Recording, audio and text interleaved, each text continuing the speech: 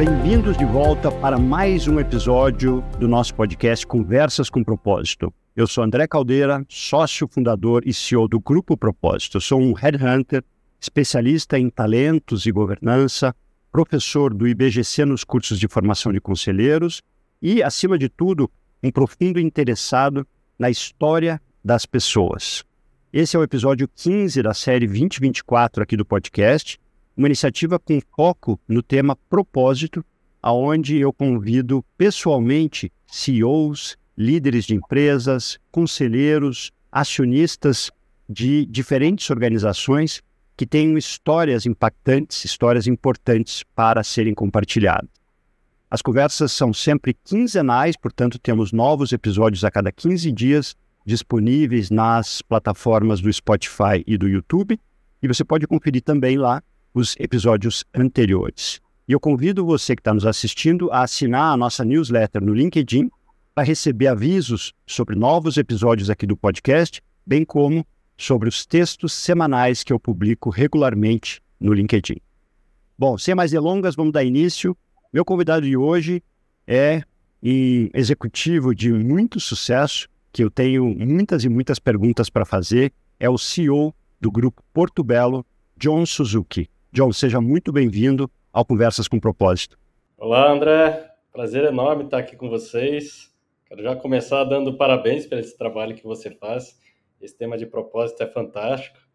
A gente comentou um pouquinho antes, né? É um tema que eu gosto bastante, valorizo bastante e vai ser um prazer bater um papo aqui. Muito bom, muito bom. Eu vou fazer uma apresentação um pouco mais formal sobre a tua trajetória e aí a gente já vai iniciar aqui a nossa conversa. Formado pelo ITA em Engenharia Mecânica Aeronáutica e com MBA em Finanças e Empreendedorismo pela Booth School of Business na Universidade de Chicago, o John iniciou sua carreira em consultoria estratégica na Booz Allen, depois construiu diferentes ciclos em finanças em importantes empresas como Itaú BBA e Angra Partners. Em 2012, ingressou em seu primeiro ciclo na Portobello, inicialmente como CFO, acumulando em seguida também a posição de COO. Na sequência, ele migrou para o Grupo Ipiranga, no Rio de Janeiro, como diretor financeiro, e em 2022, retorna ao Grupo Portobello, inicialmente como VP de Finanças e RI, e em seguida assumindo a posição de CEO. Com quase 4.500 colaboradores e receita anual de 2,2 bilhões, a Portobello é uma empresa brasileira de capital aberto, que atua no segmento de porcelanatos e revestimentos cerâmicos.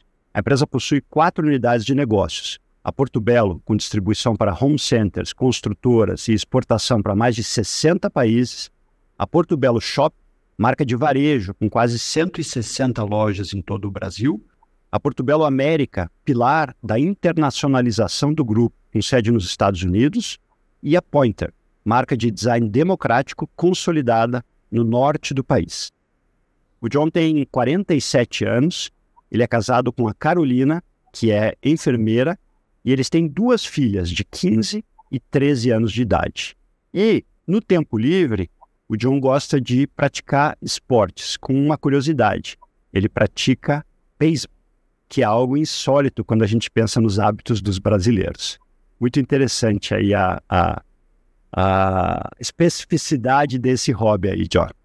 Meu caro, vamos lá. Eu vou começar e eu queria te pedir para você trazer para a gente um momento, um trecho da sua história que foi marcante e que te ajudou a definir quem você é hoje. Todos nós temos a nossa trajetória, a nossa história de vida, e existe algum momento em que aquilo, de alguma forma, transformou a nossa direção ou criou uma marca em quem somos. O que você poderia trazer para a gente nesse sentido? André, vamos lá. Tem muitos momentos ou muitas experiências marcantes na nossa vida, né, que à medida que a gente vai amadurecendo, a gente vai reconhecendo, olhando para trás, que foram experiências transformadoras, né, que definem muito a nossa trajetória de vida, né. E talvez um que eu possa destacar é uma experiência que eu tive vivendo no Japão. Quando eu tinha 17 anos, eu recebi uma bolsa de estudos para passar 9 meses, praticamente um ano, no Japão como bolsista. Ensino médio, eu estava concluindo o ensino médio, então eu fui até como estágio, como estagiário, mas dentro de um programa estruturado do governo da província de Miyazaki.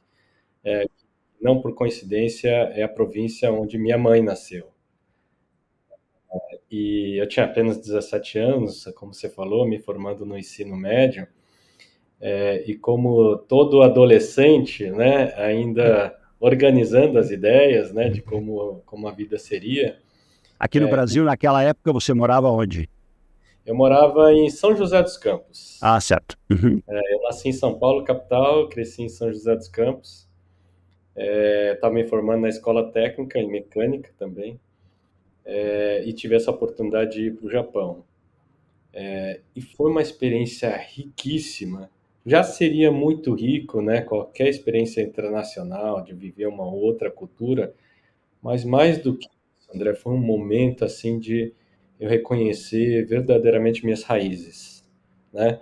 Conhecer realmente do porquê eu tinha tido a educação que eu tive, né? Que a educação baseada nos valores e princípios da cultura japonesa, ela é diferente, né? Tem distinções com relação à cultura brasileira, né? Isso criava em mim, naquela época, como adolescente, muitas dúvidas, né? E muitos questionamentos.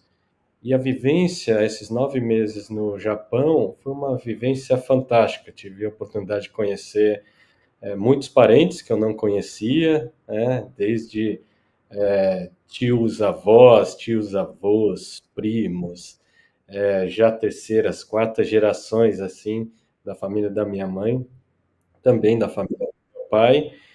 E eu entendi muito, porque meus pais eram quem eram, né? E isso foi muito importante, assim, para o restante da minha vida, porque isso me trouxe um autoconhecimento muito grande. E a partir dali, eu consegui enxergar como tirar o melhor daquilo, né? Uhum. Daqueles valores que eu trazia da minha família, das minhas origens, e como potencializar isso. Eu voltei de lá, André, com muito, muito maior, né? Do que eu enxergava quando eu fui, e me enxergando com potencial, né? Uma capacidade de fazer muito mais coisas do que eu achava que tinha. Então, realmente foi uma experiência muito transformadora. Muito interessante. E aí, pegando então o gancho nesse momento de vida e nessa experiência tão transformadora, o que que você entende que hoje, no seu estilo de liderança, essa experiência e a origem japonesa, o reconhecimento do valor dessas tradições, trazem como características para você como líder no momento atual? André, tem muita influência, sem dúvida, né? Seja por essa experiência, seja pela minha formação. Eu me vejo. Eu sempre faço um exercício como líder de trazer na minha posição muito equilíbrio, né? É recente, né, André? Eu tô na posição há pouco mais de um ano, o CEO, outros exercícios de liderança, mas não desafiadores como esse. Mas na posição de CEO, esse equilíbrio, e eu te diria também que é uma característica muito da cultura japonesa, né, a sabedoria, né, de saber olhar os diversos aspectos, né, seja dos problemas que a gente tem, seja dos desafios, dos projetos estratégicos que a gente tem, e a gente olhar com sabedoria, com equilíbrio, né, de uma forma sistêmica, né, os diversos aspectos desse problema para tentar buscar a melhor solução, ouvir as pessoas, né, a gente ter a escutativa, né, não só direcionar as decisões, mas, acima de tudo, ouvir aqueles que têm contribuição naquele debate.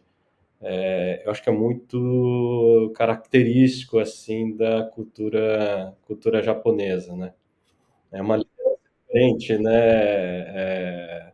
André, talvez a liderança oriental tem uma característica um pouco diferente da liderança típica, né? Não dá para generalizar a liderança típica ocidental, né? Justamente por isso a minha pergunta, sabe, sobre esse aspecto, porque aqui no podcast eu sempre digo, eu não tenho como foco perguntar sobre market share, sobre novos produtos, sobre planos de internacionalização, porque isso as pessoas vão encontrar em outras frentes. Aqui o foco é a pessoa, é o propósito, são as histórias.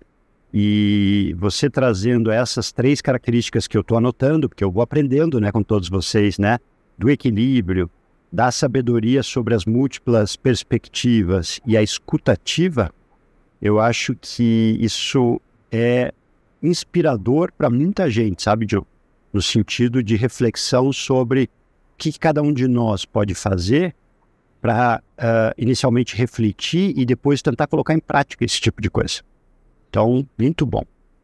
Falando um pouquinho sobre a figura de mentores, um mentor ou uma mentora, você teria alguém que você destacaria na sua carreira que teve um papel relevante no sentido de te aconselhar, no sentido de te alertar, de te fazer abrir os olhos para o caminho que você estava trilhando ou então para um novo caminho?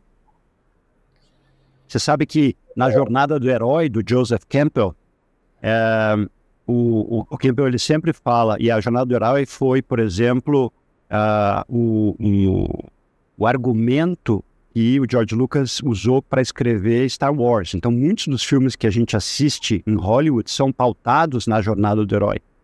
E a Jornada do Herói ela tem um dos estágios onde você tem um mentor, uma mentora, que seria um sábio, uma pessoa que chega e traz alguma perspectiva diferente, que faz com que o herói ele reconsidere os seus passos, o seu caminho. Então é por isso que eu faço esse tipo de pergunta. Eu acho, ao longo da vida, né, ao longo da trajetória, né, André, a gente acaba tendo muitos mentores, né? Muitas pessoas que não só nos aconselha, né, mas nos inspira, né? Te toma como exemplo, né? Desde da vida acadêmica, né? Na vida acadêmica eu tive professores que me inspiraram desde a escola técnica. No Japão, na minha experiência lá no Japão, eu tive efetivamente um mentor que, como um tipo japonês, muito duro, muito disciplinado, mas que me ensinou muito durante a minha experiência no Japão. Mas depois, em cada uma das experiências que eu tive, né, na consultoria, você mencionou na consultoria, no banco, e mesmo aqui na Porto Belo, eu tenho pessoas sempre que me apoiaram e me inspiraram. Né? Posso mencionar agora, por exemplo, nosso chairman, o César Júnior, é um líder muito inspirador. Ele é uma pessoa visionária, que está sempre enxergando o futuro e tem uma experiência de gestão fantástica, né? Pessoa no qual eu me apoio, continuo me apoiando muito, assim como nossos conselheiros aqui. Eu tenho a sorte, André, porque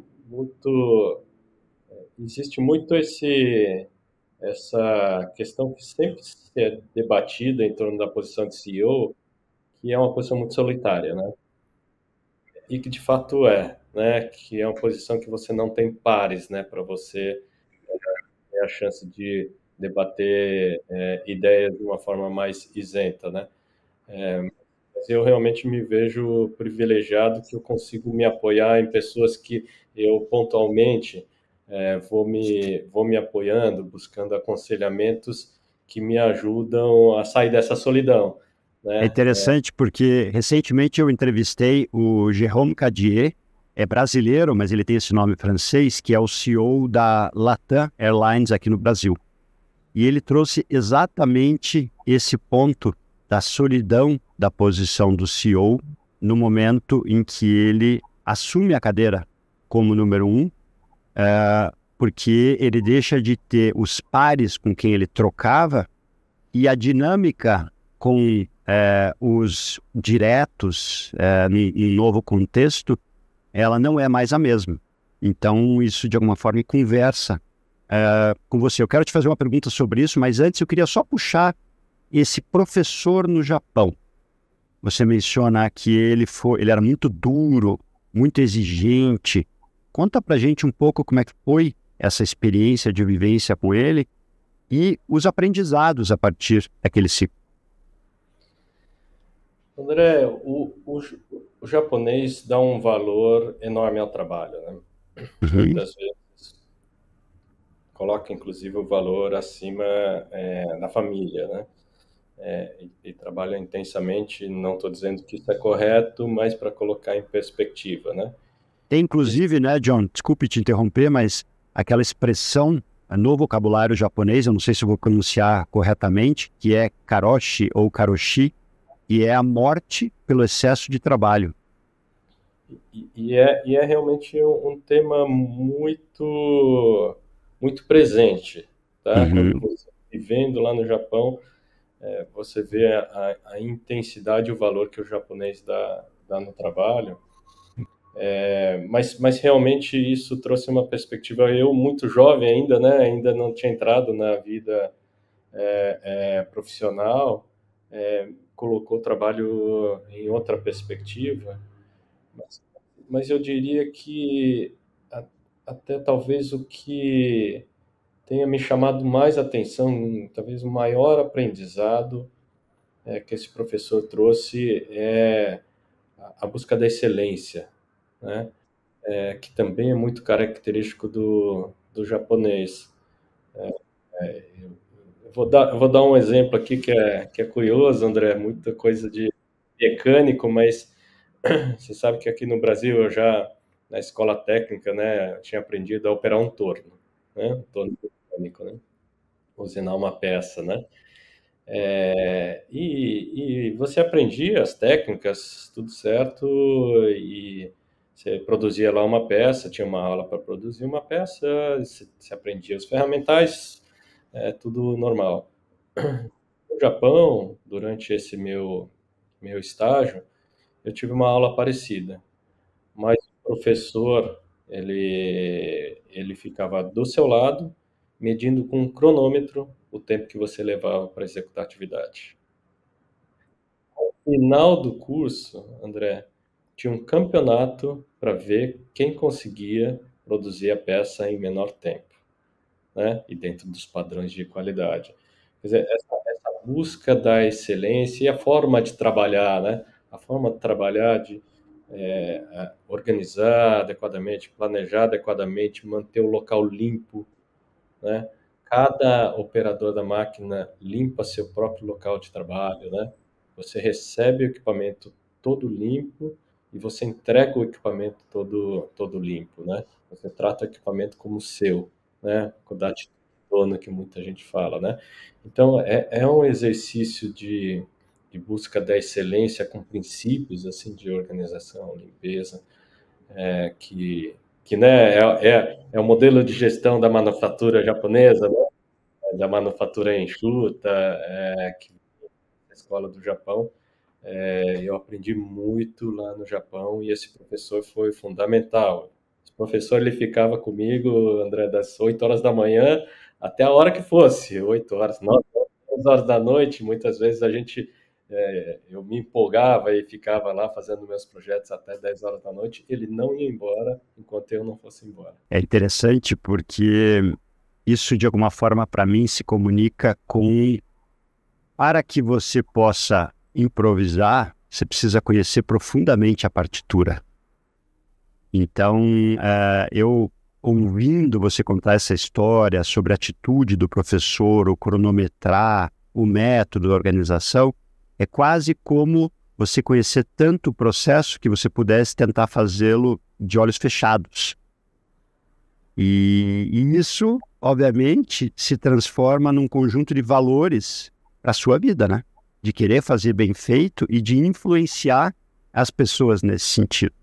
Por isso que eu acho que a palavra inspiração, ela está sempre aqui, flutuando no meio dessas conversas. Muito, muito bom. Eu vou pegar um gancho, a gente já vai voltar no tema da posição de CEO, mas eu tenho que pegar um gancho com base nessa sua história para falar sobre o tema da disciplina consciente no ITA, que foi algo que, obviamente, eu me preparando, né, para poder te entrevistar, me chamou a atenção e eu falei, puxa, eu nunca tinha visto ou lido a respeito. Então eu queria que você contasse o que é esse tema da disciplina consciente e a influência que isso teve na sua formação de liderança, na sua formação técnica, na sua formação profissional. André, realmente é uma coisa muito única do ITA. Conversando com as pessoas, a gente vê que realmente é uma coisa que diferencia muito nossa comunidade lá no ITA. É uma universidade em que todos vivem junto, né, no alojamento. Então a gente realmente tem uma convivência que é riquíssima. Eu acho que um dos grandes valores, né, dos grandes aprendizados durante a formação no ITA é a convivência com nossos colegas, tão importante quanto o nosso aprendizado acadêmico, né? E criou-se essa cultura da disciplina consciente, né? O que é a disciplina consciente? A disciplina consciente é simplesmente uma maneira de buscarmos uma disciplina, uma autorregulação, né? Tanto no nível individual como no nível grupo, né? A gente criar padrões éticos, né, dentro do grupo e que a gente realmente siga no nível individual e no nível grupo, né? Talvez o exemplo mais marcante disso seja a cola, né? A famosa cola, que é normal encontrar isso em qualquer escola, qualquer universidade. Aqui no Brasil, no ITA não tinha cola, né? Nível de confiança que os professores entregavam uma prova para você fazer, fala assim, entregavam no envelope, fala assim, olha, tá aqui a prova, você tem 3 dias para me entregar, a prova é sem consulta e você tem 1 hora para fazer essa prova. E todo mundo fazia exatamente como era orientado. Ou seja, você levava o envelope para casa e você marcava ou você determinava quando você faria aquela prova num slot de 1 hora, sem consulta e, obviamente, sem consultar nenhum colega, nada de livros ou qualquer tipo de outro material ou referência. Exatamente, exatamente. No primeiro ano, André, desvios acontecem e é muito curioso, porque o que acontece é que os colegas vão chamando a atenção. Assim, olha, você não foi correto, você consultou. Tem denúncias, né? E essas denúncias são devidamente tratadas, né? Tem um órgão do centro acadêmico que trata desses temas e durante o período que eu tive lá, inclusive, houve expulsões por parte do centro acadêmico, quer dizer, o centro acadêmico poderia recomendar a expulsão de alunos por quebra da disciplina consciente, né? Mas isso tudo, André, criava um ambiente de excelência, de consciência, né, de autoconsciência, assim, de disciplina e de padrões éticos, que é fantástico, é muito único. E isso forma as pessoas, né? Isso permanece, né? A comunidade iteana, você deve conhecer, a comunidade iteana é uma comunidade unida, né? E isso permanece dentro da comunidade para o resto da vida. Né? Eu já tive a oportunidade de entrevistar dezenas, talvez centenas de executivos formados pelo ITA. E normalmente as pessoas olham para o alto padrão acadêmico, né? Padrão cognitivo, porque obviamente para se passar no ITA, a gente sabe o quão difícil é, e talvez seja tão difícil quanto entrar e sair, né, se concluir de fato, né, a formação no ITA, mas esse olhar da ética e do ambiente é algo bastante interessante, sabe? Quando você comenta sobre a disciplina consciente. E eu me lembrei de uma frase que é alguma coisa como: ética é o que as pessoas fazem quando ninguém está olhando. E aí tem uma outra definição que foi originada disso, que é: a cultura de uma empresa é o que as pessoas fazem quando não tem um chefe ou um líder olhando. Então, adorei a história, muito bacana. Exatamente.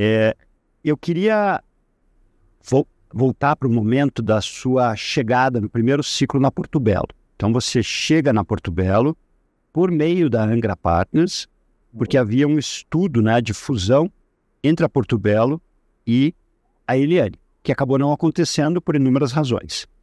Mas eu queria que você comentasse como é que foi para você sair da posição de consultor e passar a ser um executivo full-time em uma indústria fora do estado de São Paulo, em Santa Catarina, e uma empresa de controle familiar. André, sabe que eu tenho uma trajetória que você já descreveu, que eu passei por vários setores diferentes, né? Eu passei por consultoria, a Booz Allen, depois passei por banco, o Itaú BBA, tive uma passagem muito bacana na Angra Partners, que tinha tanto a área de Private Equity como a área de consultoria financeira e turnarounds, né? E sempre gostei muito desse mundo de negócios, né? Foi sempre o que eu busquei, mas ainda talvez não com a clareza que a gente esteja conversando hoje, mas eu sempre tinha um pouco como propósito realmente enxergar e sentir a entrega de valor, né? Naquilo que eu estava fazendo, né?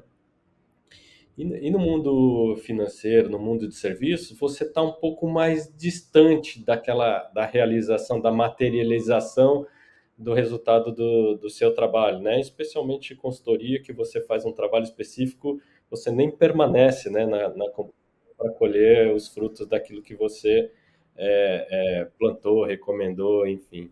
Eu já ouvi a expressão que você ajuda no parto, mas não está lá para ajudar a formar aquele indivíduo ou aquele projeto, né? Fazer crescer, ver o que vai dar certo, o que vai dar errado, né? Exato. Às vezes você nem vê o parto, né? É verdade, é verdade. Eu sentia falta disso, até meu movimento de banco para consultoria, para Angra, já foi um pouco nessa intenção de estar mais próximo da realização, né, da colheita. Mas nessa transição para Porto Belo, eu não tinha ainda a intenção de me tornar um executivo. Eu nem imaginava que eu poderia me tornar um executivo, né? E essa história é curiosa porque a gente tinha acabado de concluir esse projeto, que infelizmente não foi bem sucedido, né, da tentativa de fusão. E logo depois eu fui convidado pela Porto Belo para assumir a posição de CFO.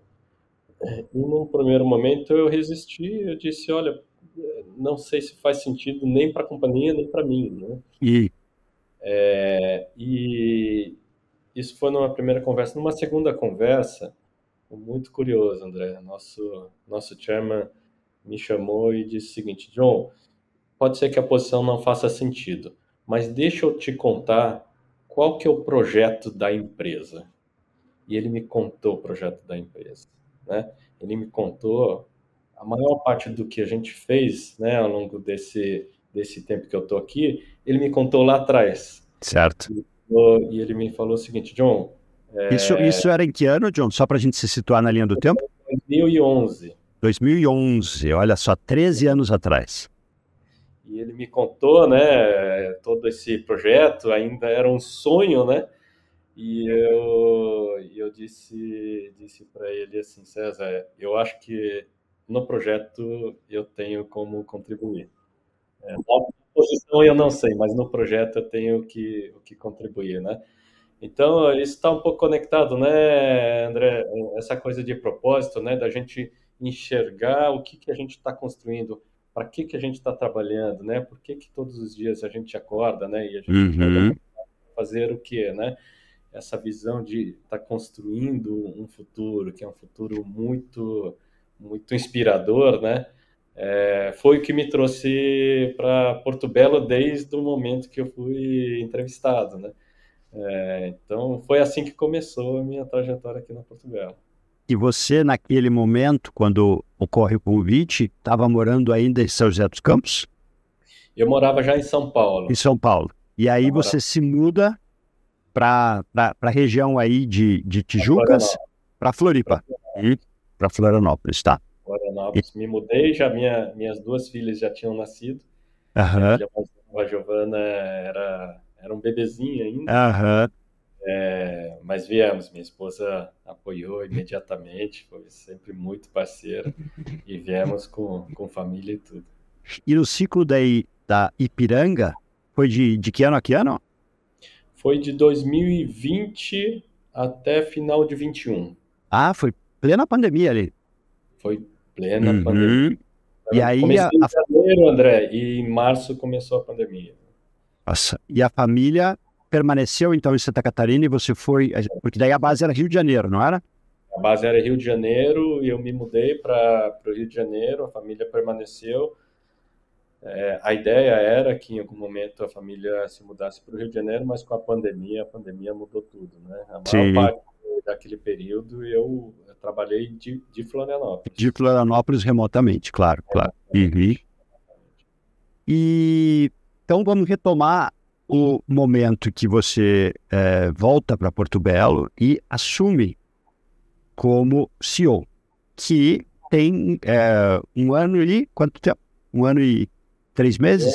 Em maio do ano passado. Maio do ano passado, é. Então, vamos dizer, um ano e meio, né? É recente, mas eu sempre fico curioso, John, para perguntar sobre os principais aprendizados e desafios que você pode compartilhar com a gente ao assumir a cadeira de número 1 como CEO. Você já mencionou o tema da solidão, mas o que você não imaginava que faria parte da sua rotina e que hoje você entende claramente estando sentado na cadeira, ocupando efetivamente essa posição? André, a gente sempre projeta antes, né, de assumir a cadeira, a gente sempre projeta, né, conversa com muitas pessoas para tentar entender um pouco o desafio da posição, mas é curioso como a gente consegue realmente saber dos desafios quando a gente senta de fato na cadeira. Aham. E realmente a cadeira de CEO, ela tem uma agenda sempre muito intensa e muito diversa, né? De temas de todas as naturezas, né? E o nível de gestão de pessoas, né? De muito alto nível, né? Uhum. Tem uma equipe aqui fantástica, de altíssimo nível, né? Mas quando você é alçado a essa posição, a forma de fazer gestão da sua equipe, ela é diferente, né? São pessoas que já sabem o que tem que ser feito. Elas, Certo. né, precisam de muito menos acompanhamento nosso e muito mais a gente buscar sempre trabalhar a motivação, né? A gente garantir que a gente está trazendo o melhor da pessoa, né? Todo o potencial da pessoa e que as decisões estão muito pautadas na estratégia que está definida, né? Então, entra num nível de gestão muito diferente. Então, essa intensidade dessa agenda e como lidar com essa agenda é sempre muito desafiador. Eu Uhum. demorei alguns meses, né, sem Uhum. falar o nível de cima, né, André? Aí, no nível de cima, eu como CFO, participava dos conselhos, né, mas a participação Mas o alguns papel muda muito, muda muito. muito a interação, tanto com o conselho, nos comitês, né? Nós temos um conselho que tem seus comitês, e assim como a interação com os acionistas, ele muda muito, e é você saber lidar com tudo isso, saber priorizar isso, né? E otimizar, né? Fazer o melhor com o tempo que você tem para se dedicar a tudo isso, tem uma acomodação. Uhum. Fazer isso é fundamental, porque senão você fica. Se você não faz isso muito bem, saber priorizar muito bem, construir muito bem sua agenda, a agenda te consome, né? E você não consegue cumprir plenamente seu papel, né? Porque não é só lidar com essa agenda, né? Além disso, você tem que estar sempre pensando no direcionamento da companhia, né? No exercício da trajetória, né? Na implementação da trajetória, da estratégia da companhia, cuidando das equipes, cuidando do clima da companhia, enfim. Você tem que criar sua agenda, você tem que criar suas prioridades e acomodar todas as demais agendas que a companhia demanda, né? Antes de fundar a Propósito, eu era CEO de empresa e a minha sensação, naquele momento, eu estou falando até 2011, era de ausência perante as pessoas, justamente por essa dificuldade de não conseguir dar o meu tempo devido para estar com as pessoas, para poder apoiá-las, porque a agenda tinha 150 outras demandas. Então eu entendo perfeitamente o que você está falando, e eu imagino que isso aconteça com muitas pessoas. Isso requer um rigor, né, de planejamento para olhar projetos, olhar produtos, olhar marketing, olhar finanças na mesma importância do que se olha pessoas. Que esse exemplo chamado tom do topo, ele cascateia para a organização como um todo. Sem dúvida. Como é que foi para você se tornar líder dos seus ex-pares quando você assume a cadeira de CEO? Isso aconteceu? Você tem hoje liderados que eram seus pares? Eu tenho, de certa maneira, sim, André, mas a estrutura anterior, né, que na verdade é muito parecido com a estrutura atual ainda, a gente tem uma camada corporativa, né?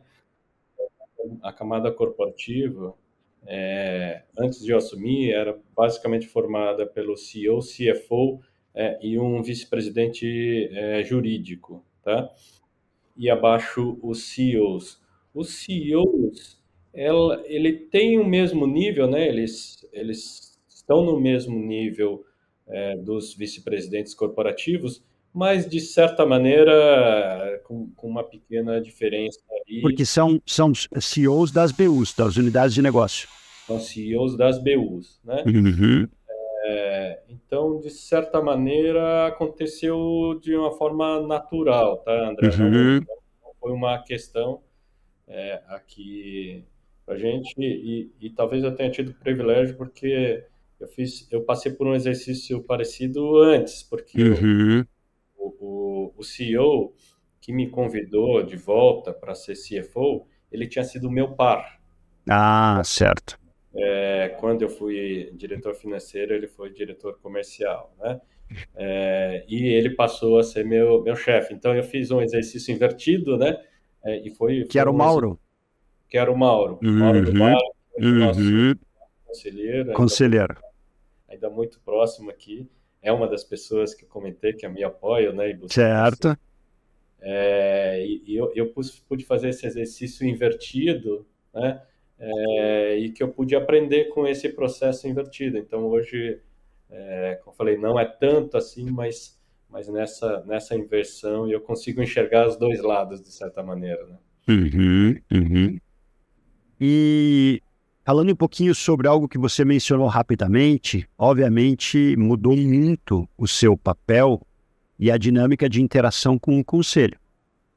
Porque o CEO, eu dou aula no IBGC desde 2018, eu sempre falo sobre isso, o CEO é o elo de ligação da companhia com o conselho de administração. Em especial, a ligação do presidente do conselho ou chairman com o CEO. Como é que foi para você esse processo, ou então talvez seja, como é que está sendo esse processo de mudança de escopo com um protagonismo realmente muito maior? E aí, veja, a gente não está falando dos liderados, dos times, do negócio, mas sim do elo de ligação com o conselho de administração. É. Eu acho que a grande mudança realmente você chamou de protagonismo, né, André? Eu vou chamar de accountability, né? O accountability é muito maior, né? Eu sempre tive como CFO participação no conselho e interação com os acionistas, com o chairman, de forma muito próxima, mas o accountability é muito diferente, né? E isso realmente faz uma diferença grande. Eu diria até num período, desde que assumi com bons desafios, né? A gente vem fazendo esse movimento de internacionalização e é um projeto bastante desafiador, e, portanto, naturalmente e corretamente o conselho, os acionistas acompanhando de muito perto, né? Muito próximo da evolução do projeto, tem sido realmente desafiador.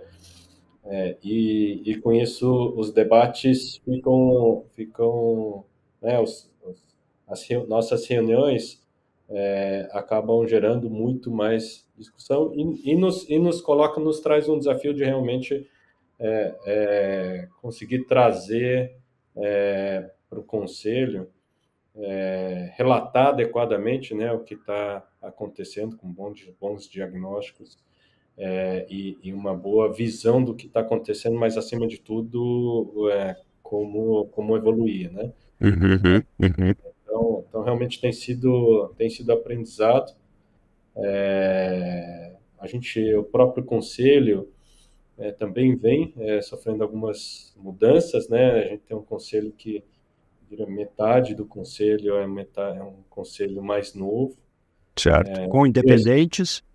independentes, né? Nós somos Uhum. empresa aberta, né? Sim, No mercado, então nós temos um bom conselho, com belíssimos profissionais que me ajudam muito, mas que me desafiam bastante também, né? Realmente tem sido muito interessante, mas isso eu acho que a gente está caminhando no. Eu tenho muito o lado de modelo de gestão e governança, né, André, é um tema que eu valorizo bastante, tá? E a gente vem fazendo um exercício para que a gente consiga construir boas reuniões, porque não é só quais temas você leva, mas como você leva, como você isso. prepara, como você conduz a reunião. E a gente vem fazendo algumas evoluções nas reuniões que tem ajudado bastante, né? Certo. Mas é sempre um desafio, sem dúvida, André. Talvez né, suas provocações são um pouco assim, na posição de CEO, que tem realmente uma posição um pouco solitária, né? Sempre tem um desafio de como fazer a gestão para baixo e como fazer a gestão para cima, né? É. Sabe E que realmente, recentemente eu conversava com o CEO de uma empresa ali do Sudeste e ele falava sobre a postura microgerenciadora dos conselheiros que são acionistas da organização, que fazia com que a gestão trabalhasse muito mais para ter todas as respostas, ou seja, um conselho que não estava focado no estratégico, mas sim no operacional, e o quanto isso deturpa a atuação da gestão e gera um custo de oportunidade pensando em busca de resultados, né? Você concorda com essa visão? eu acho que esse cuidado tem que ter, André, não tenha dúvida. Dá muito trabalho as reuniões de conselho, tá? Demanda muito tempo. Agora, se for bem conduzido, que é a forma como a gente está trabalhando aqui, se for bem conduzido, é um trabalho necessário. É um trabalho necessário, porque o conselho acaba provocando e questionando, né, coisas que realmente têm que ser devidamente analisadas, devidamente debatidas, devidamente endereçadas, né? E que muitas vezes, se a gente não tem o conselho fazendo esse papel, os temas passam despercebidos, né? ou a gente não extrai o melhor valor daquilo que a gente está fazendo, né? Então, o conselho, quando trabalha dessa maneira, ela eleva a barra, né, o resultado da companhia, né? Se a gente olhar só pelo lado do trabalho que dá atender, né, a pauta do conselho, aí é um trabalho hercúleo e que você acaba não aproveitando, né? Não é assim, não é assim. Quantos membros tem o conselho hoje? 7 membros. 7 membros. E o César é o chairman? O César é o chairman. Uhum. E a estrutura de comitês? Quais comitês vocês têm hoje? Temos um comitê de estratégia, Uhum. um comitê de sustentabilidade, um comitê de auditoria, um comitê de internacionalização e um comitê de design. Certo. E nos comitês vocês têm também membros independentes para os comitês que não conselheiros? Nós temos, não em todos os comitês, Uhum. mas sim, por exemplo, no comitê de auditoria, nós Certo. temos membros independentes. Até por uma exigência do regulatório, né? Ali por exigência regulatória, sim.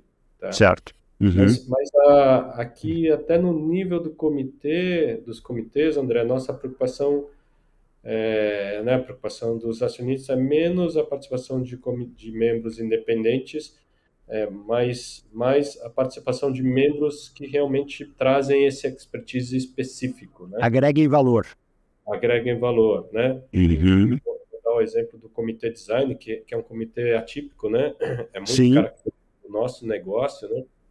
Que o design é um atributo, assim, até um grande ativo que a gente tem, essa capacidade de inovação e design que a Porto Belo tem, né? Uhum. E que tem que ser devidamente cuidado, né, dentro da companhia. Então, o Mauro, por exemplo, o Mauro do Vale, né, que foi nosso diretor comercial, ele cuidou durante toda a trajetória dele da área de produtos, né? Então, ele é fantástico, né, em termos nesse campo, em vários outros, mas nesse realmente é um destaque que faz parte desse comitê, né? Então, realmente é muito mais uma construção pela experiência, pela competência, pelo conhecimento, né? Uhum. Pela independência no conselho, sim, assim como no conselho fiscal. Certo. Do ponto de vista de governança, isso é muito importante. Uhum. Nos comitês, aí a gente não vê com a mesma importância. Tá? Claro. Voltando para o momento em que o Mauro te convida para voltar. O projeto já era, depois de um tempo, ele migrar para o conselho e você assumir como CEO? Não era. Eu voltei efetivamente pelo projeto para ser CFO da companhia, já no novo desenho, né? Certo. No desenho corporativo, que não existia quando eu saí da minha passagem anterior. E era muito mais para novamente fazer um novo ciclo de construção desse novo projeto, né? Novo ciclo. Naturalmente, né, André, eu visualizava isso, né? Eu no meu desejo, na minha ambição aí como profissional, eu visualizava isso, externalizava isso, mas não foi o plano original na minha contratação, não. Uhum.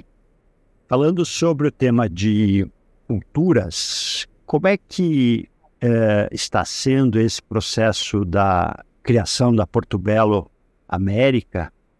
Vocês já têm, né, uma presença internacional, mas eu queria que você trouxesse a tua perspectiva, os teus aprendizados sobre lidar com essas diferentes culturas, e aqui eu me refiro à cultura de diferentes países, criação de uma nova BU Porto Belo América, com contratações locais. O que você pode compartilhar com a gente nesse sentido?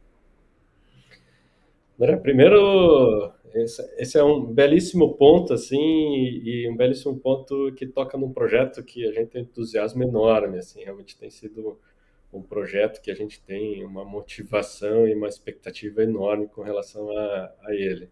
Uhum. O grande ponto realmente do projeto é o choque cultural, tá? Uhum.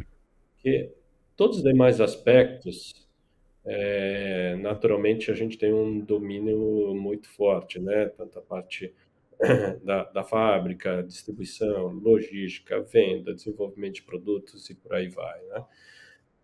Nós temos profissionais excelentes que contribuíram e que caminham muito bem em todos esses aspectos, tá?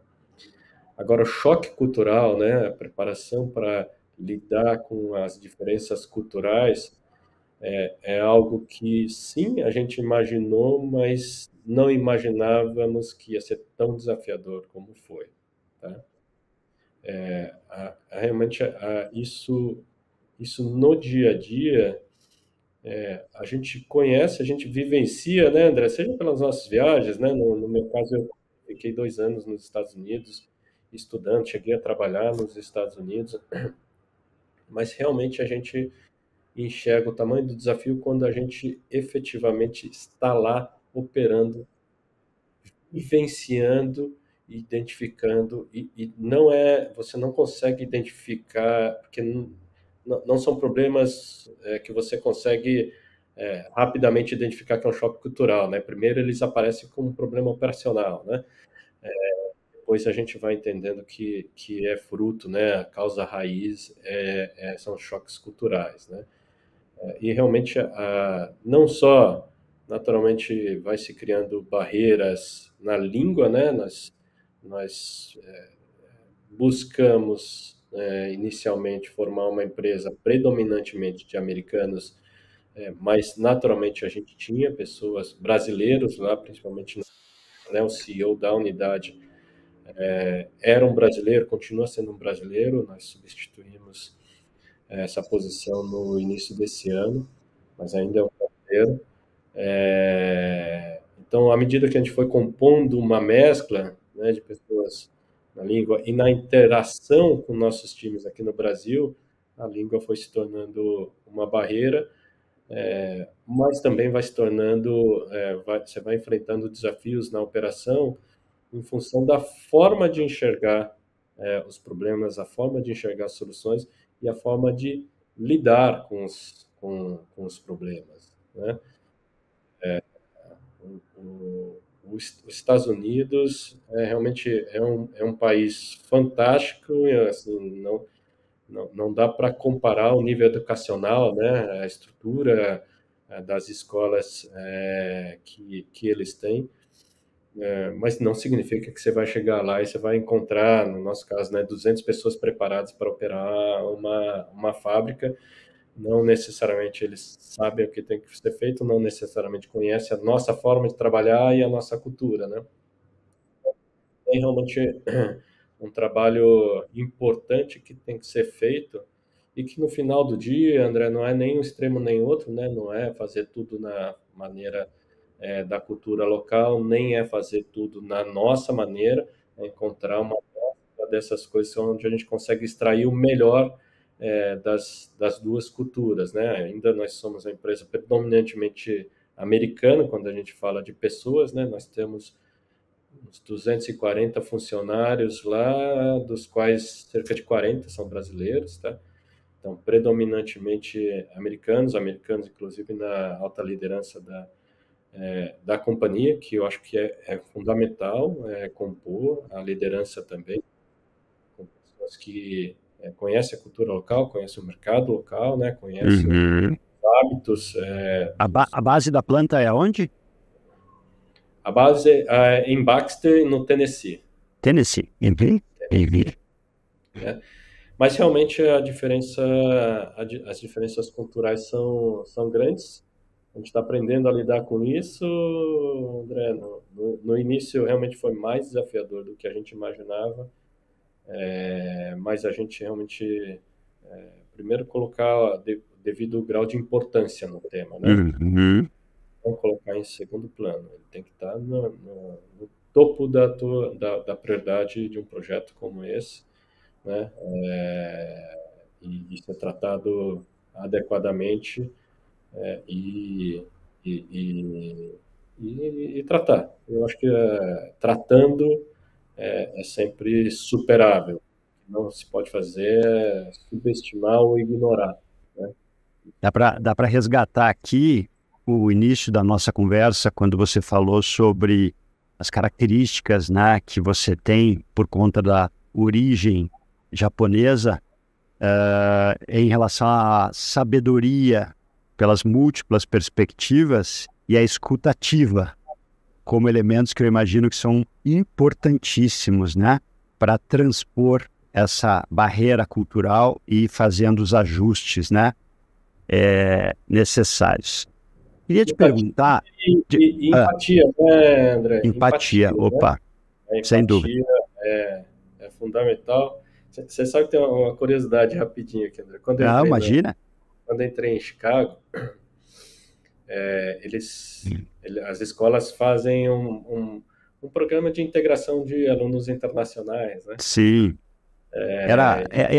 Em Buta era Orientation Week. Orientation Week. Na Anderson, né, eu fiz 98 a 2000, exatamente, Orientation Week, isso aí.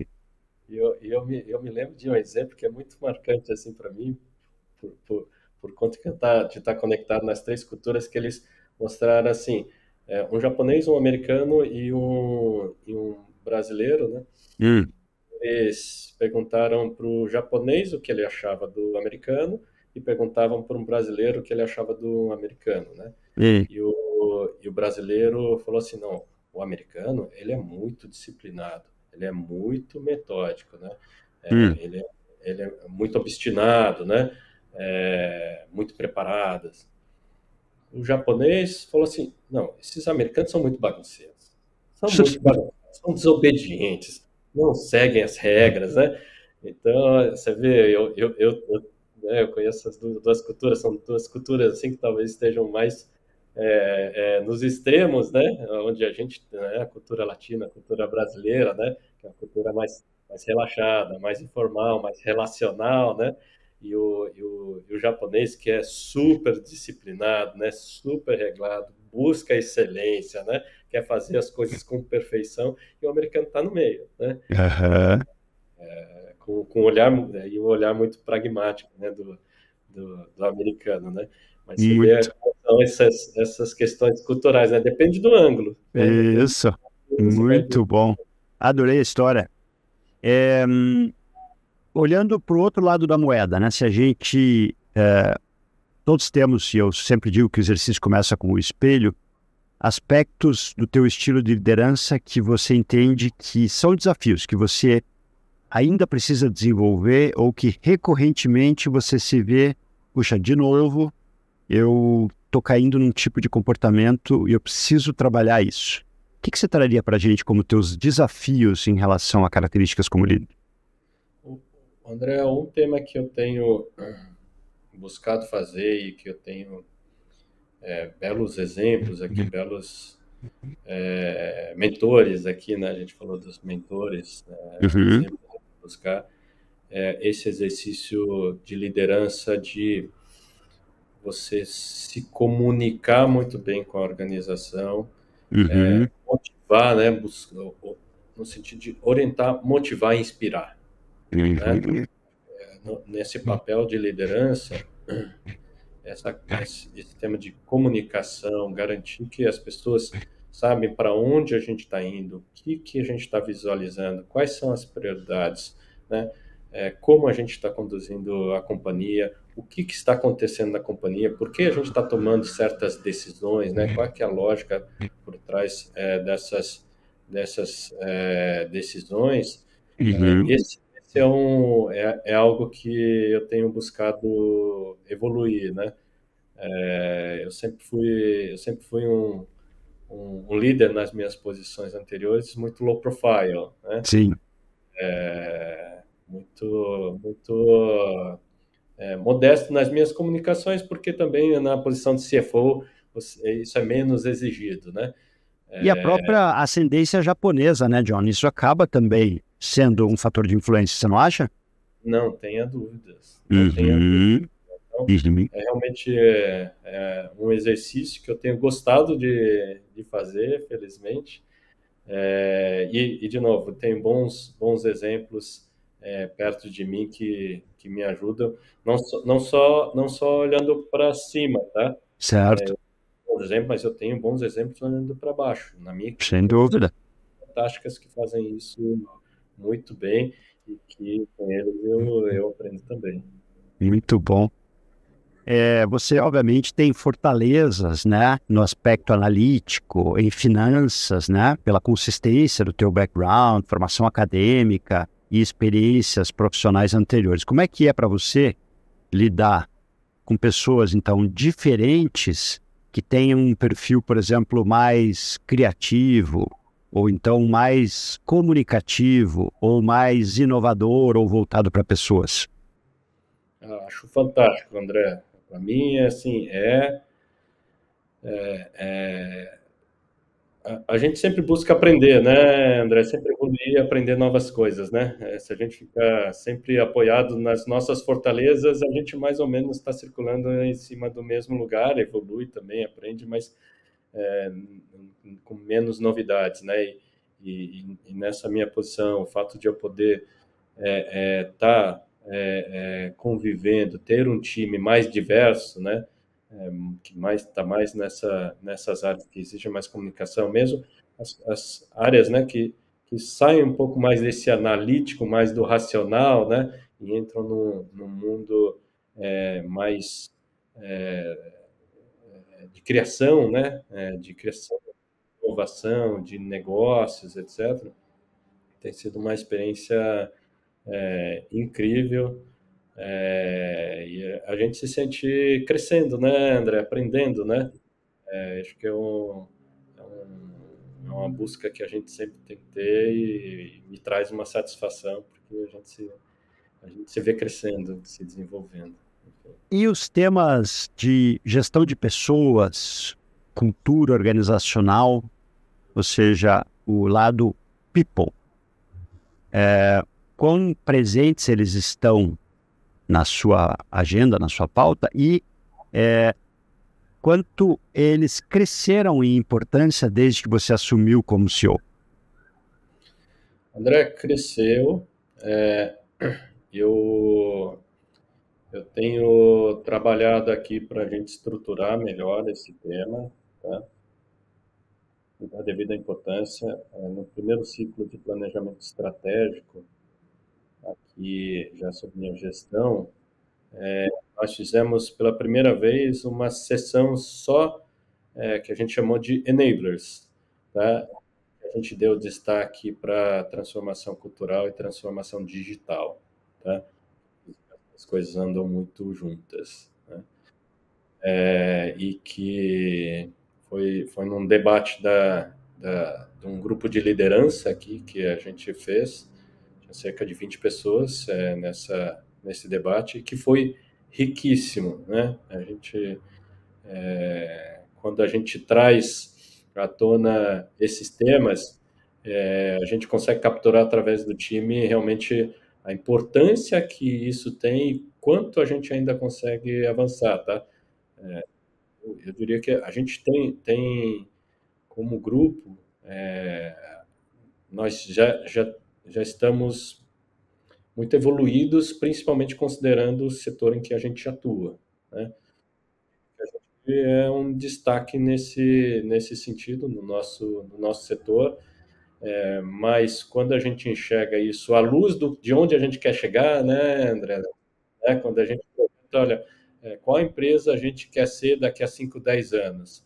Daqui a 5, 10 anos, quais são as pessoas que vão, né, levar essa empresa a esse lugar? Né?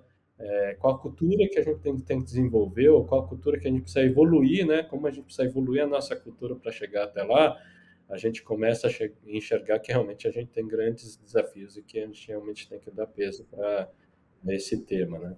O Marshall Goldsmith, que é um executive coach aí, que é referência nos Estados Unidos, ele tem um livro cujo título eu associo com essa sua fala, que é What Got You Here Won't Get You There. O que te trouxe até aqui não é o que vai te levar na direção ou aonde você quer chegar. E eu sempre provoco as organizações em relação aos talentos certos para os ciclos e desafios das organizações. Porque esse tipo de processo, ele passa por um olhar estratégico, passa por avaliações, passa por planos de desenvolvimento e, eventualmente, por remanejamento, por redesenho organizacional, por trocas, substituições. Então, é muito interessante o teu comentário, porque eu realmente concordo plenamente com esse ponto, sabe? E agora a gente está de forma estruturada, né? A gente está rodando agora, nós estamos em processo, mas pela primeira vez na companhia, a gente está fazendo uma avaliação estruturada, organizada, do level, tá? A gente tem há muitos anos, a gente tem um processo de avaliação da liderança até o nível de diretores, né? Mas, por exemplo, é a primeira vez que o CEO está sendo formalmente avaliado. A reputação, Avaliação 360 graus, baseada em sim. competências, né? Então, também tem uma evolução nesse sentido para realmente criar, né, nosso ferramental aqui, né, instrumentalizar um pouco essa gestão das pessoas aqui, incluindo a alta liderança. Que é muito importante, né, John? Que isso pressupõe confiança, pressupõe segurança psicológica, pressupõe maturidade para esse tipo de ferramental 360 e afins, e cria sintonia para essa visão de hoje e futuro, né? Que conselhos você daria para um executivo ou executiva que está em posição C-level, posição de vice-presidente, que almeja chegar à posição de CEO? André, deixa eu falar da minha experiência, tá? Eu acho que talvez seja uma referência. Eu, na posição de CFO, eu sempre fui um CFO muito curioso das outras áreas da companhia, né? Sempre gostei muito do debate da estratégia, mas também sempre gostei muito do debate junto às outras áreas, um pouco o papel até do CFO de sempre desafiar, né, as outras áreas, mas realmente tentando desafiar e construir, né, e aprender, né. Isso foi de certa maneira me capacitando para que nessa nova posição eu pudesse conduzir esses outros temas com um pouco mais de naturalidade, com um pouco mais de conhecimento. E também, por outro lado, as pessoas vão enxergando, né, em você como profissional, né, essa capacidade de lidar com temas que vão além da sua especialidade, né? Uhum. Ser um especialista, né, ele ajuda até parte da sua carreira. A partir de um certo ponto, ele começa a virar uma armadilha, né? A tal da ambidestria que eu digo sempre, não é? Você precisa ter as suas áreas, que são as suas fortalezas, mas à medida que a sua posição cresce, você precisa ter a visão sistêmica, precisa saber lidar com o outro que é diferente de você e por aí vai, né? Eu vejo muitos profissionais, André, que sonham, né, desejam e buscam a próxima, né, o próximo nível,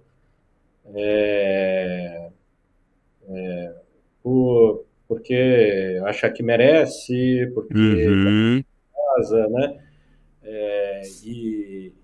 E o mais natural no olhar das empresas é quando você olha para um profissional e você diz assim, esse gerente, vou dar aqui um exemplo de um gerente diretor, esse gerente já é um diretor.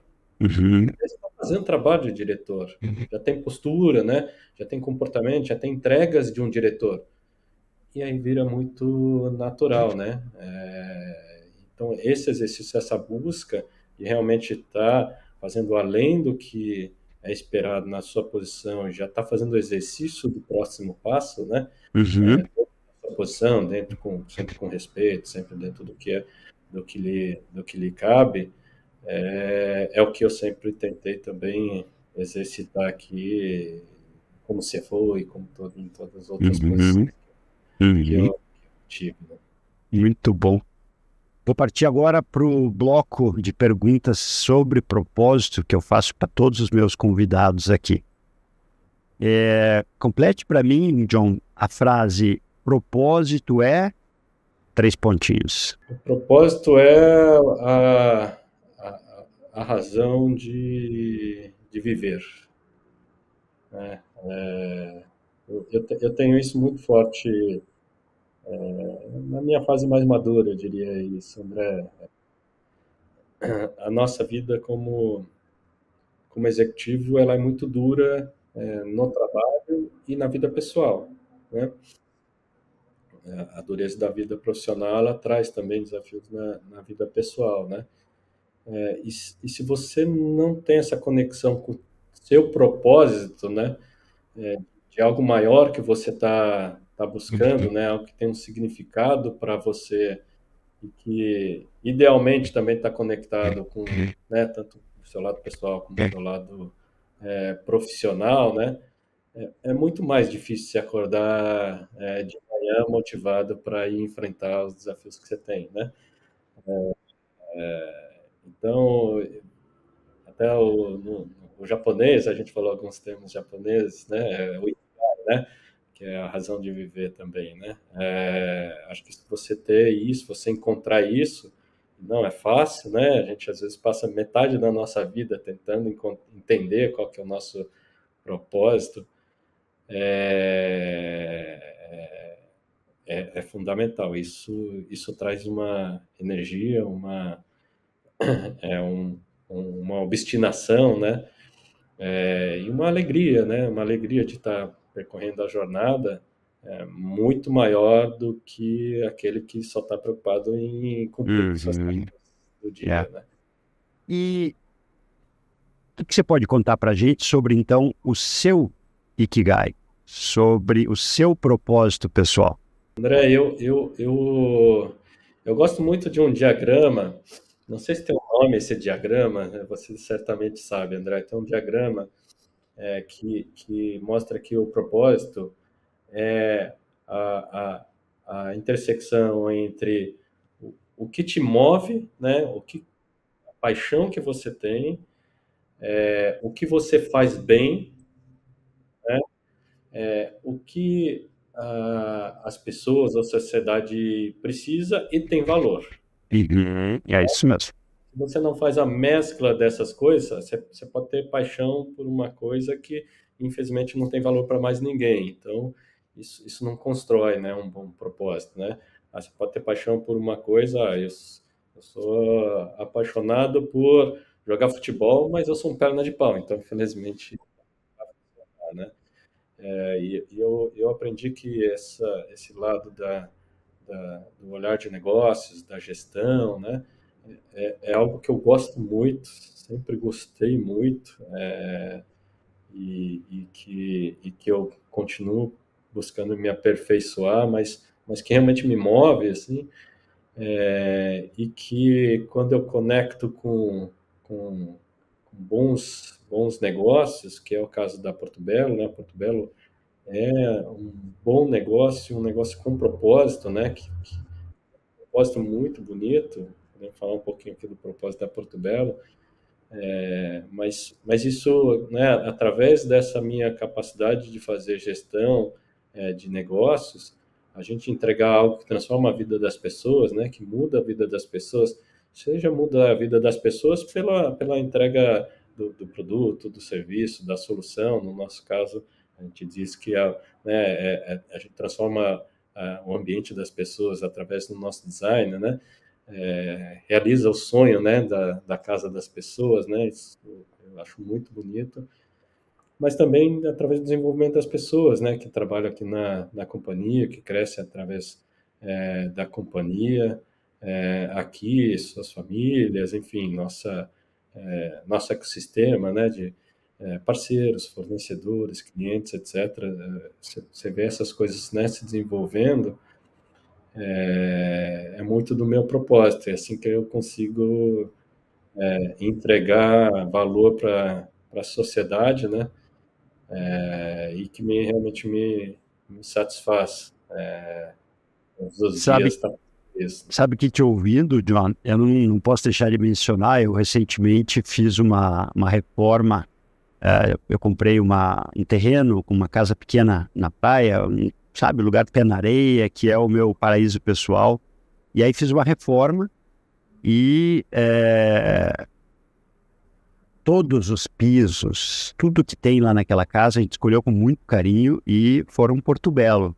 Eu não falaria se não fosse, mas esse propósito de fato, poder proporcionar a tangibilização de sonhos é algo realmente grandioso, porque você quer que seja bom, você quer que seja bonito, você quer que seja durável e que integre o mosaico do que é o sonho de cada um de nós, né? Então, não tenho como deixar de falar isso, sabe? Porque é real, aqui está falando com um cliente satisfeito nesse sentido. Muito bom. Isso que nos toca, André, e fico muito feliz que É. você esteja dando esse depoimento, porque é isso que nos move, né? Aqui na empresa, nosso propósito, né? A gente tem ele bem escrito, que a gente diz que é viver o design, Uhum. transformar ambientes e emocionar as pessoas. Olha só. É para isso que a gente trabalha todos os dias aqui na companhia e é muito presente isso na companhia. Então, isso também, esse, essa sorte, né, André, de poder viver, né, e as novas gerações têm valorizado, isso é muito bom, né, tem valorizado cada vez mais poder trabalhar em empresas que realmente têm um propósito verdadeiro, e a Porto Belo tem muito presente isso. E pensando nessa tua trajetória, né? A gente falou ali sobre a figura de mentores, falou sobre ex-líderes, atuais líderes. Qual foi o melhor e pior conselho que você já recebeu na sua carreira? André, vou citar um episódio na minha vida assim que foi muito marcante, assim, que direcionou a minha vida. Eu lembro assim até com bastante clareza assim o momento que isso aconteceu, porque eu muito jovem, ainda antes de ir para o Japão, meu pai e minha mãe eram comerciantes, tinha uma loja de roupa em São José dos Campos, e eu ajudava em várias coisas da loja e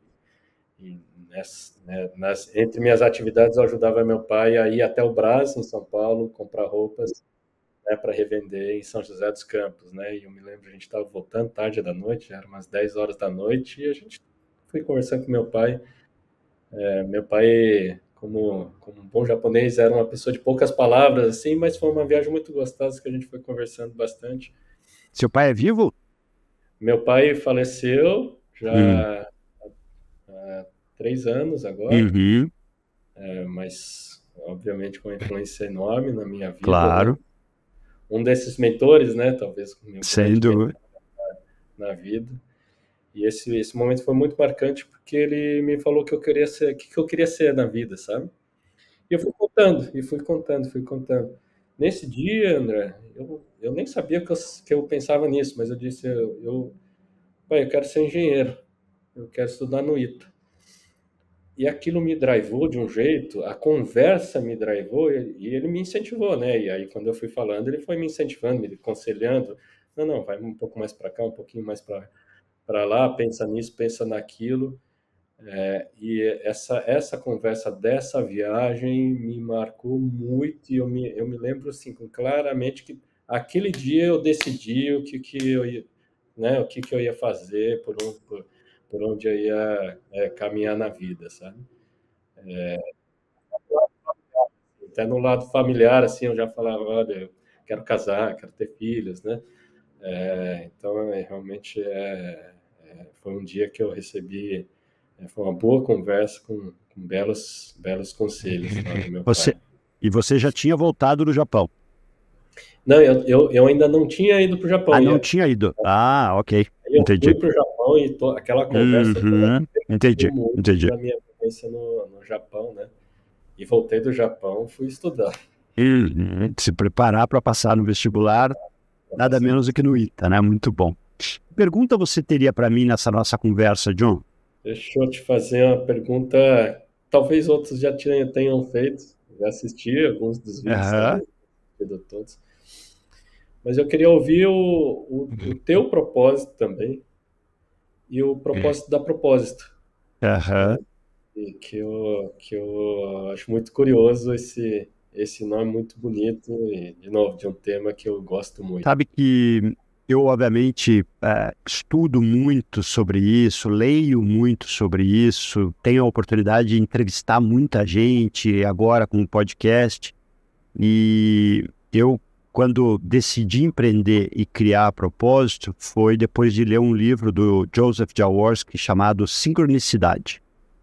E esse livro, o Jaworski foi um executivo da Shell e ele sai do mundo executivo para criar a sua consultoria. E aquele livro eu li no final de 2011, mexeu profundamente comigo.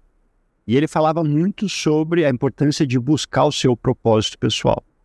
E curiosamente, quando eu, depois de ler o livro, tomei a decisão então de sair da carreira executiva depois de 20 anos, e falei, puxa, eu vou empreender, vou fazer uma empresa e etc. Comecei a desenhar o que é hoje a propósito. Eu não tinha correlacionado com o nome propósito. E somente depois que eu comecei a colocar no papel e, de fato, tangibilizar aquilo e poder reler e contar para as pessoas e contar para uma pessoa que foi uma mentora muito importante nessa história, business plan, etc., eu tive o insight de puxar a palavra propósito, que tanto o Jaworski falava no livro, para daí começar. Olhando para o que eu enxergo hoje como meu propósito, que eu estou sempre avaliando, e eu não acho que a gente deva dizer é isso e ponto, que a gente está em transformação o tempo todo, eu vejo que algumas palavras estão muito presentes no meu propósito. A primeira delas é disciplina. Eu sou uma pessoa muito disciplinada porque eu cresci contando azulejos na natação competitiva. Então, é um processo muito de autoconhecimento e de você se superar. Então, disciplina, dedicação, comprometimento fazem muito parte desse meu propósito. O segundo é inspiração, porque eu preciso me conectar com as coisas. Então, eu preciso estar conectado com essa conversa com você, realmente interessado na tua história, para que essa iniciativa do podcast, no meio de tantas outras que tem por aí, ela traga algo especial para mim, quem sabe para você e para as pessoas que estão nos assistindo e vão assistir, porque isso é atemporal. E a terceira, que é, acho que um resultado das outras duas, é conexão, que é algo muito importante e, sob certo aspecto, escasso hoje em dia, no sentido de você se conectar efetivamente com projetos, com pessoas, com objetivos, sabe? E aí, se eu traduzo isso para o propósito do grupo em propósito, é algo que eu, obviamente, influencio, mas que eu construí junto com os meus sócios, junto com as outras empresas que a gente tem, além da propósito, a Agile People Solutions e a Pro Digital HR, mas tendo como respeito a conexão com essas três palavras, que é o que me move como, sabe, quem começou isso tudo. A gente hoje tem um ecossistema, tem lá um time com quase 50 pessoas, e eu vejo que cada vez mais o meu papel é de evangelista em relação ao que é relevante, porque os problemas a gente sempre vai ter, os números a gente sempre vai estar consumindo, e aí assim, aquilo que a gente passou há 5 ou 10 anos atrás, o que fica são as histórias, são os aprendizados, são os tropeços. O lado específico, ele some. Então, a gente tem que se concentrar no relevante. E eu considero que pessoas, a pauta liderança, a pauta propósito, é de absoluta relevância para todo mundo. Seja na vida pessoal, seja na profissional, na carreira, seja como líder, como parte integrante de um time, ou na tua posição como CEO ou em um conselho. Muito bacana, André. Temos muito em comum, eu diria. Então, obrigado pela pergunta, viu? Me dá a oportunidade de expressar aquilo que eu efetivamente acredito.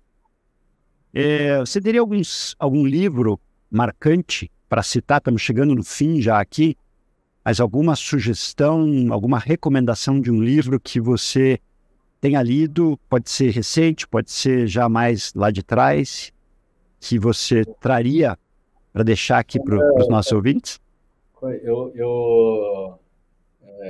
Pensando no nosso papo aqui, né? Sempre o livro que me vinha à mente, que é uma referência para mim, já um best-seller, é o Comece pelo Porquê do... Acho fantástico esse livro. Ele ajuda muito a conectar, né, o propósito com os negócios, né, com fazer. Eu sempre achei isso assim muito sábio, muito perspicaz dele, porque o propósito por muito tempo, né, André, foi visto como uma coisa assim meio até com um certo preconceito, né? Não. Mas é business, propósito é a vida pessoal aí, né? E ele traz de uma forma muito inteligente como conectar propósito e gestão. E isso para mim assim foi muito rico. Eu adoro o Simon Sinek e eu acompanho o Simon, acompanho muito a Brené Brown e acompanho o Adam Grant. E os três são amigos. E recentemente eu ouvi um episódio onde o Adam e a Brené, eles estiveram os três juntos como keynote speakers de um grande evento. E eles estavam tirando sarro do Simon, porque ele, depois dos eventos, se o pessoal vai sair para jantar, ele é sempre o primeiro a se levantar da mesa e ir embora, porque ele não fica conversando, ele vai, come e até logo, boa noite, e vai dormir. Porque ele diz que o tempo dele para ele mesmo é muito relevante. Então ele não se dedica ao small talk, porque ele precisa estar bem com ele mesmo para ele poder cumprir com a sua missão. Então, é muito bacana. Eu até comprei agora o livro dele, que eu acho que é o Infinite Game, não me lembro agora, está aqui, eu vou comprando livro atrás de livro, mas eu gosto muito. Excelente dica. Que é um belíssimo conceito. Eu não li o livro, já li a respeito, e o conceito é muito interessante. John, se você tivesse poderes mágicos por 1 minuto, pudesse mudar uma única coisa no mundo, o que você mudaria? O que mais me incomoda hoje, André, nossa realidade, mais especificamente no nosso país, assim, que me frustra muito, é a corrupção. Corrupção. Se pudesse eliminar, acho que difícil imaginar isso, né? Mas realmente nosso mundo seria muito melhor. Nosso país, né, seria muito melhor se a gente pudesse ao menos reduzir drasticamente a corrupção, porque está trazendo uma distorção enorme na condução do nosso país já há muitos anos, né? Sabe que eu vejo uma conexão direta dessa sua resposta com a disciplina consciente, Tuita. E com os valores da tradição japonesa também. Então, isso realmente me incomoda muito. Mas a gente aprende a conviver, né? Sim. Nós brasileiros somos realmente guerreiros, né? Porque a gente conviver na diversidade que a gente convive aqui no país, realmente a gente tem que ser guerreiro. Mas não precisava ser assim. Sim, concordo plenamente.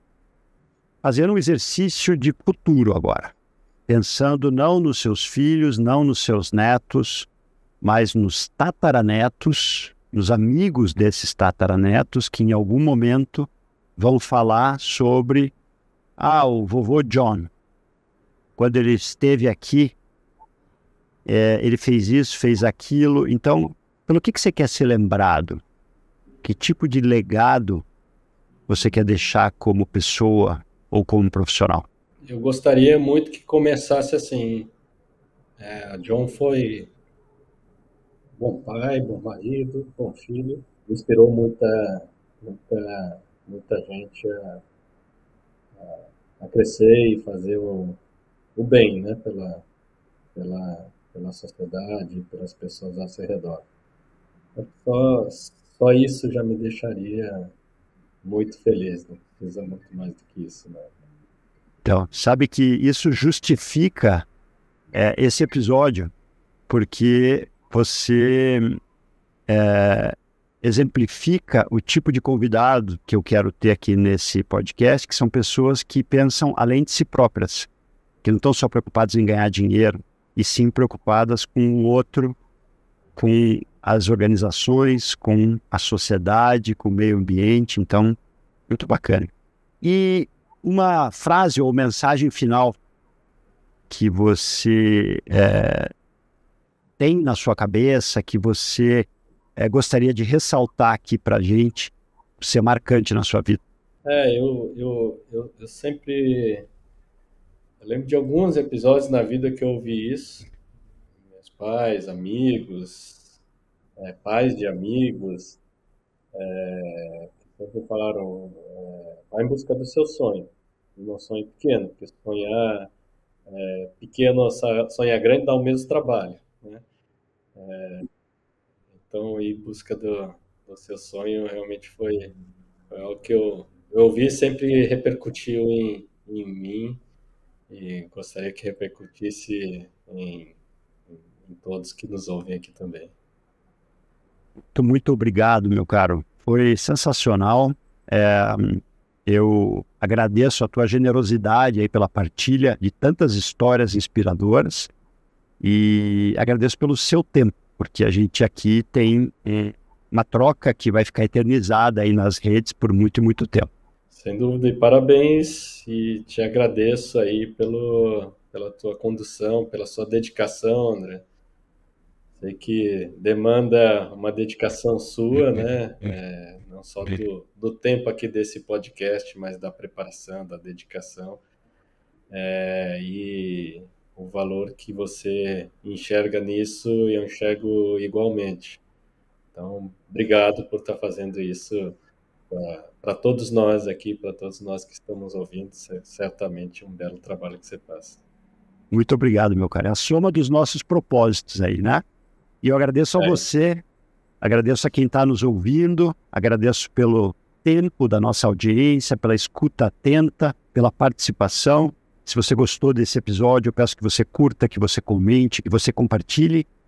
E eu te convido para, junto comigo, ecoar mais diálogo, mais propósito, mais inspiração. Muito obrigado e até a próxima.